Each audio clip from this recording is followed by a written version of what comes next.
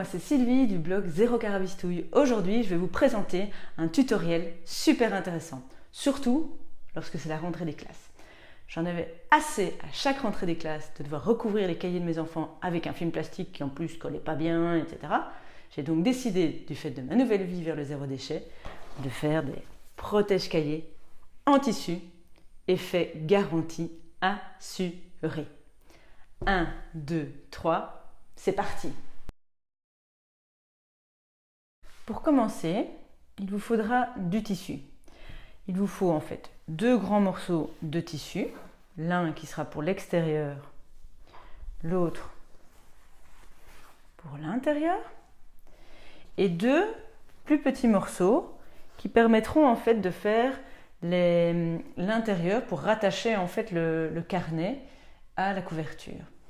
Les mesures se trouvent en dessous de la vidéo parce qu'il y a les mesures pour un format A4 ou un format A5 en fonction des tailles de cahiers. Vous pouvez les adapter à tous les types de cahiers que vous avez. Il suffit alors de retravailler un peu les mesures.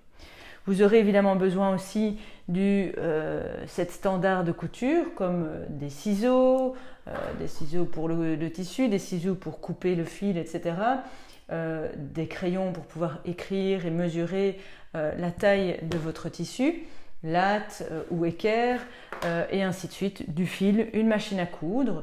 La machine à coudre n'est pas indispensable, vous pouvez évidemment le faire à la main, ce sera un peu plus compliqué, donc la machine à coudre est quand même beaucoup plus pratique. Je vous conseille aussi de déjà laver vos tissus avant de les couper, parce que l'avantage de ces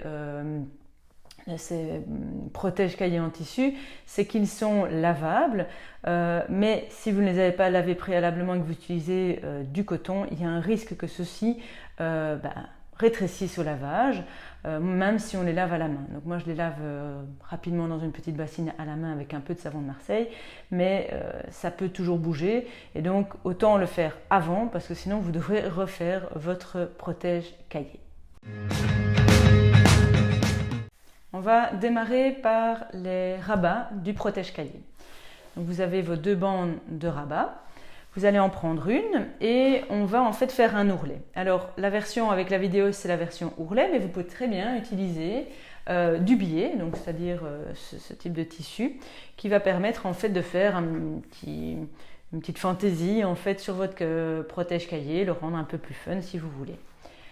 Dans ce cas-là, c'est assez simple, il suffit de prendre le billet, de le plier en 2 et d'y glisser, donc de glisser dans le pli le tissu entre les 2 plis, entre le petit pli, et puis de venir coudre en fait ce tissu sur tout le long du rabat, du protège-cahier. Alors, on va mesurer d'abord 2 cm pour pouvoir faire l'ourlet. Donc on mesure 2 cm.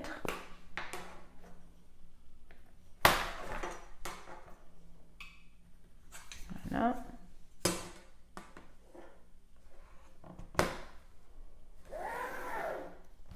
Parfait.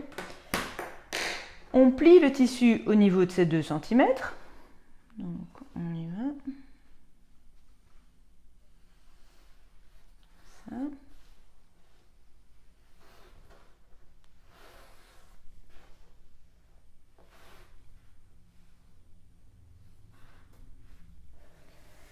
Et pour pouvoir bien maintenir ce pli, on utilise le fer à repasser.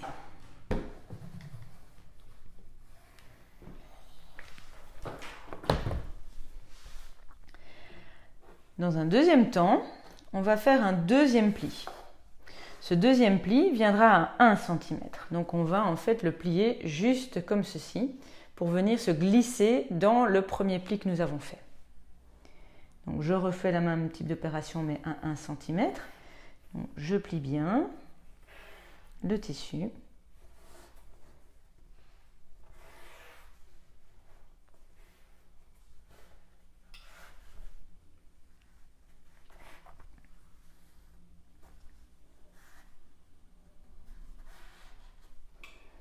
Et je viens à nouveau écraser ce pli avec le fer à repasser.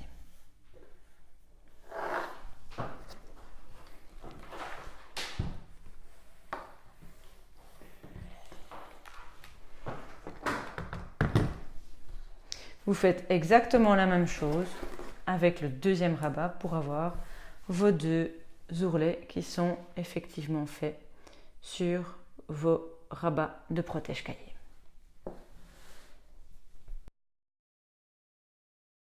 Maintenant cousu les deux petits ourlets des rabats, on va donc attacher ou mettre ensemble les rabats avec la couverture intérieure du protège-cahier. Alors pour pouvoir les mettre, il faut veiller à mettre les deux tissus endroit vers le haut, c'est-à-dire on a l'endroit ici des rabats qui est vers le haut et le fond qui est l'endroit du tissu vers le haut également. On va, pour pouvoir avoir plus facile, coudre les deux rabats de manière très rapide pour qu'ils puissent être maintenus facilement sur le tissu. On pourrait faire tout ça en une seule étape, c'est-à-dire de prendre le tissu de fond et déjà le mettre dessus et déjà tout coudre autour. Dans notre cas, on va faire ça avec une étape de plus pour ne pas risquer justement d'aller trop vite et de faire bouger le tissu. Alors pour coudre, d'abord vous devez épingler les deux rabats sur le fond du cahier. Vous mettez deux petites épingles en haut, deux petites épingles en bas et vous faites ça des deux côtés. Et vous allez coudre à plus ou moins 0,5 mm du bord pour que ce ne soit pas trop sur le trop dans le protège-cahier lui-même.